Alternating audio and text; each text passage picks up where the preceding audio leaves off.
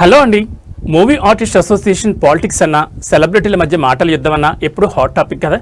అయితే ఈసారి సీనియర్ నటుడు రాజేంద్ర ప్రసాద్ తమిళ హీరో విశాల్ మధ్య ఆసక్తికరమైన చర్చ నడుస్తోంది.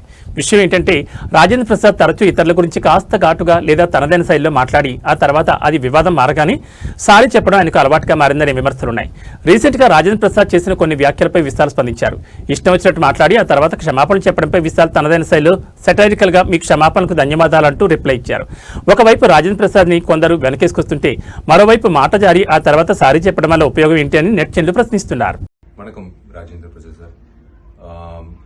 தென்னிந்திய நடிகர் சங்கம் சார்பாக மற்றும் அனைத்து ரசிகர்கள், எம்ஜிஆர் ஐயாவோட ரசிகர்கள், அது நடிகராக இருக்கட்டும், ஒரு அரசியல்வாதியாக இருக்கட்டும், ஒரு மனிதராக இருக்கட்டும், நாங்கள் எல்லோரும் எங்கள் இதயத்தில் வச்சிருக்கிற எம்ஜிஆர் ஐயா சார்பாக உங்களுக்கு நாங்கள் முதல்ல நன்றி தெரிவிச்சுக்கோம். ஏன்னா நீங்கள் பேசின வீடியோ வச்சு நாங்கள் ஒரு பதிவு போட்டோம்.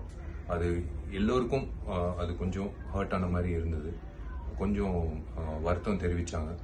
அந்த விஷயத்தை கேள்விப்பட்டு நாங்கள் எங்கள் சார்பாக உங்களுக்கு ஒரு வேண்டுகோள் விட்டோம். நீங்கள் கண்டிப்பாக அவ்வளோ பெரிய மேதாவி, அவர் பற்றி of course to her is human, mistake பண்ணுறது ஓகே.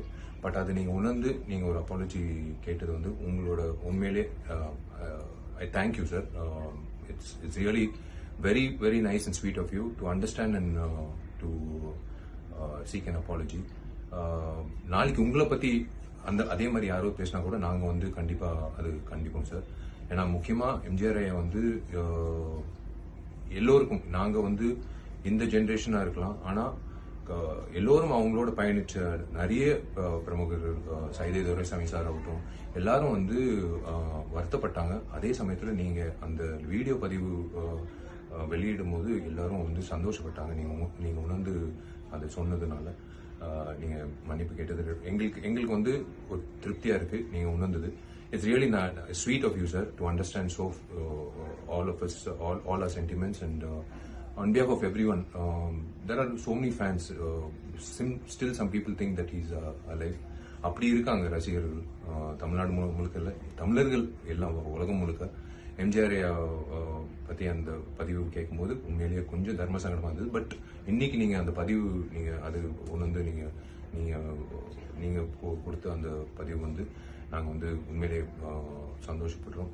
ரொம்ப நன்றி. நீங்கள் இவ்வளோ சீக்கிரம் உணர்ந்து பண்ணுறது ரொம்ப நன்றி சார். எல்லாரும் சார்பாக நான் உங்களுக்கு நன்றி தெரிவிச்சுக்கிறேன். God bless you sir. Thank you.